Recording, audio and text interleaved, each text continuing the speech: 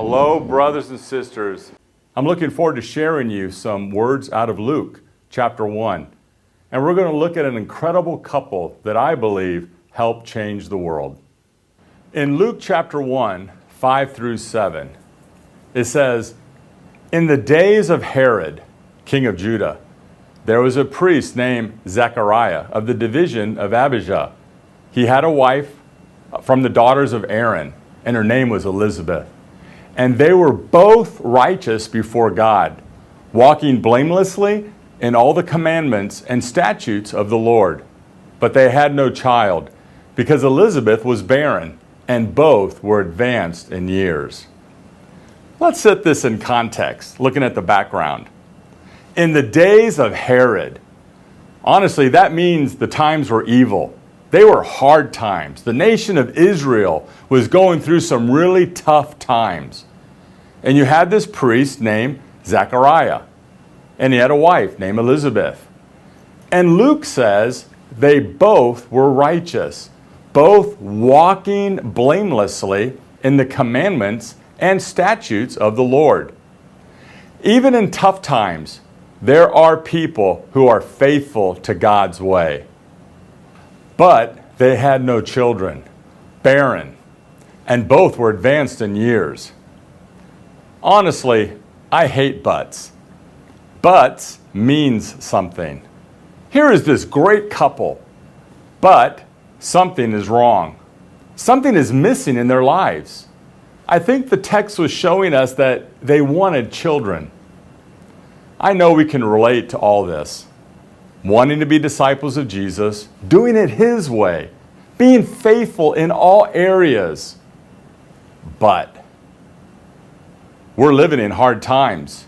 COVID restrictions, family, health, finances, living in a world culture that is against our faith and trying to divide us, longing for something better than this world.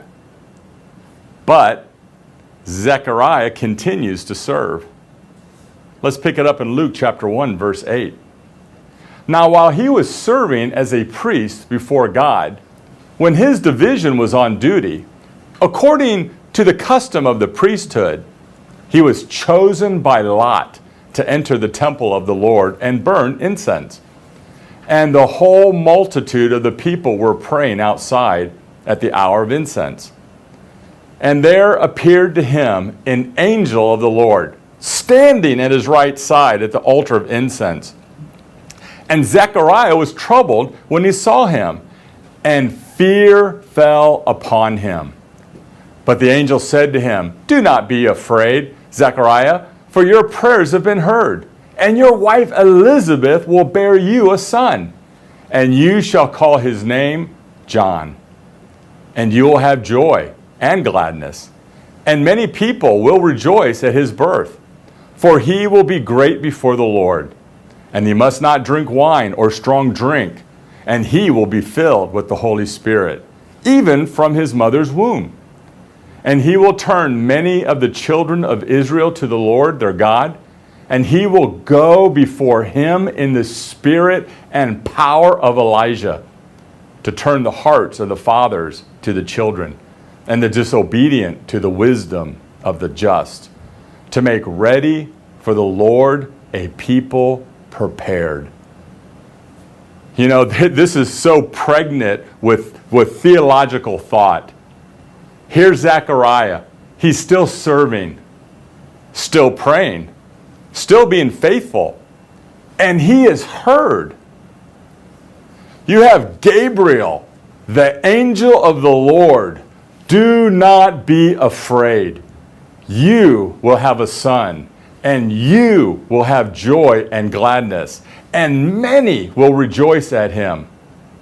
The angel saying that this situation is going to be pretty awesome. Great things will happen in Israel because of him. You know, 24 years ago, my family moved to Dallas from Chicago. And the Dallas church, in so many ways, were doing great things for the Lord. It grew, it planted many churches, it was sacrificial, great things were happening. But it was grinding. In my opinion, it was not a joyful church. It was like the church in Ephesus in the book of Revelation. It had lost its first love.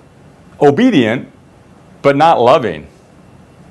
After those 2 years were over, the DFW church began a 7-year stretch where we lost almost half of our membership.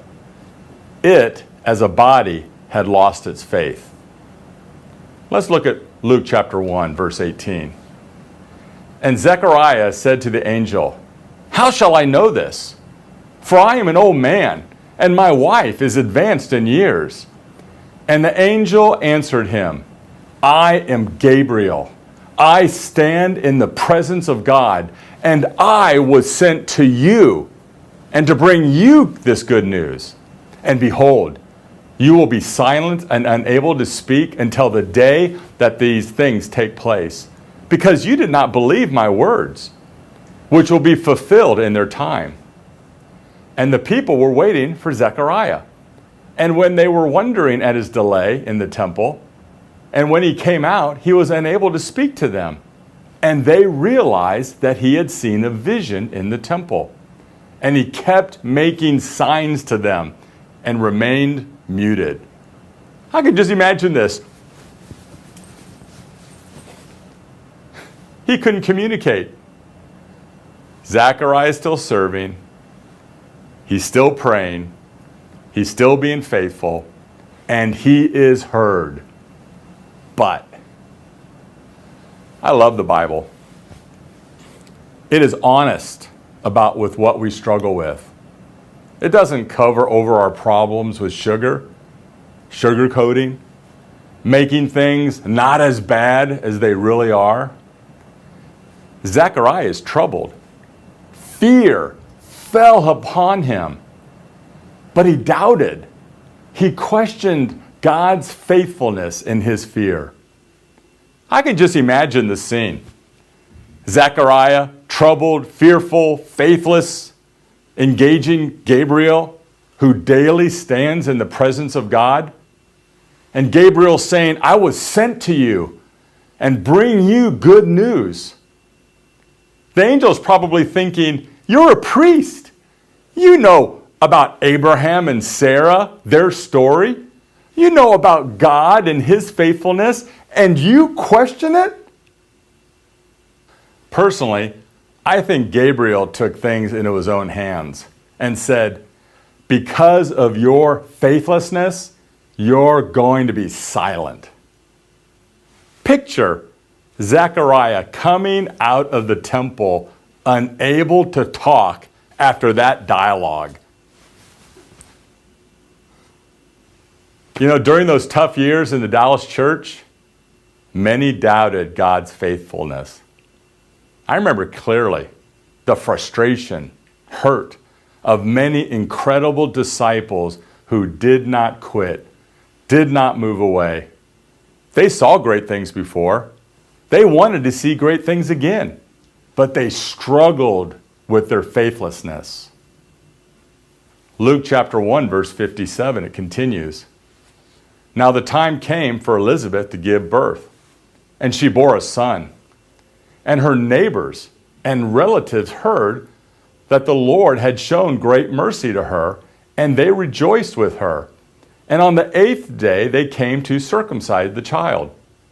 And they would have called him Zechariah after his father.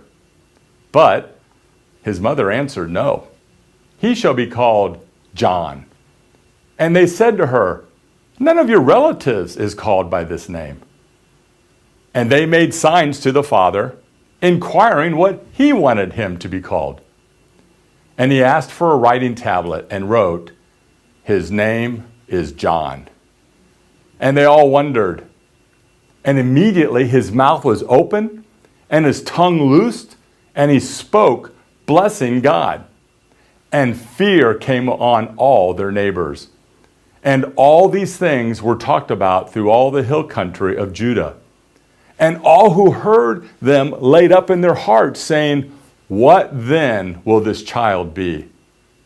For the hand of the Lord was with him. His name is John. Elizabeth, like her husband, was faithful and now she's about to conceive. She was shown mercy, and everyone rejoiced with her. I think about rejoicing. People usually rejoice with those who rejoice on their own. The conflict now is between a faithful, rejoicing mother versus her own family. They argue why the baby, can't be named John. They try to get Zechariah on their side. We have more hand signals. And Zechariah writes, his name is John. His tongue is loose. He spoke. He blesses God. Imagine a church full of men and women like Zechariah and Elizabeth. Faithful, serving, rejoicing, even in the face of conflict. But it gets back to each member being faithful. Here in Dallas, after 7 years of declining membership, we needed to address the church's vision and where we were going. Like the church in Ephesus, we had to regain our first love. Over the last 13 years, we have grown from 770 to just under 1,300 members. God has blessed us in our growth, the ability to be very sacrificial in our missions contribution and our weekly offering, raising up and sending out leaders. We now have 6 worship centers, which should be increased to 8 by the end of the year. God has blessed us with a solid eldership of 7 godly men, soon to be 10. And a growing, happy staff.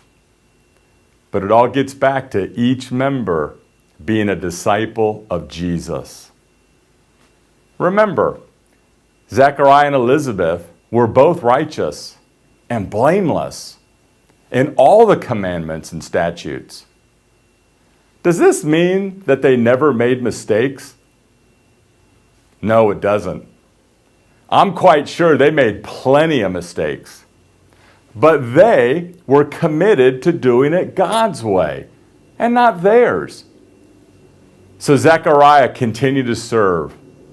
Elizabeth was joyful, even during difficult times. Let's look at Paul at the end of his walk with Jesus and his ministry on this earth. 2 Timothy chapter 4, verse 6. Let's read. For I am already being poured out as a drink offering, and the time has come for my departure. I have fought the good fight. I finished the race. I have kept the faith. Henceforth, there is laid up for me the crown of righteousness, which the Lord, the righteous judge, will award to me on that day. And not only to me, but also to all who have loved or longed for his appearing. We know Paul's been serving God and his people for over 30 years. And he feels like he is being poured out, kind of like a drink offering. He knows it's time for his death, his departure. Life's been hard on Paul. You read that in some of his writings. But do you hear regret, sorrow, or disappointment? I think not. In fact, I can see Paul like, man, I fought the good fight. I finished the race. I have kept the faith. He did it. He did it God's way. And he knew what was coming next. He knew that he worshiped a faithful God. Was Paul blameless? No. But he was faithful. He was faithful in God's way. So he served and he rejoiced. Now he was to receive a crown of righteousness that God will award him on that day. But then Paul says, not only me, but also to you, to all who have loved, longed for his appearing. Let's end with this incredible inscription on a gravestone in Westminster, London. It has meant so much to me over the years as I read it. And it says, the title of this is Start With Yourself. When I was young and free, and my imagination had no limits, I dreamed of changing the world. As I grew older and wiser, I discovered the world would not change. So I shortened my sight somewhat and decided to change only my country. But it too seemed immovable. As I grew into my twilight years, in one last desperate attempt, I settled for changing only my family, those closest to me. But alas, they would have none of it. And now, as I lie on my deathbed, I suddenly realize if I had only changed myself first, then my example, I would have changed my family. From their inspiration and encouragement, I would have then been able to better my country. And who knows, I may have even changed the world. Brothers and sisters, I love you.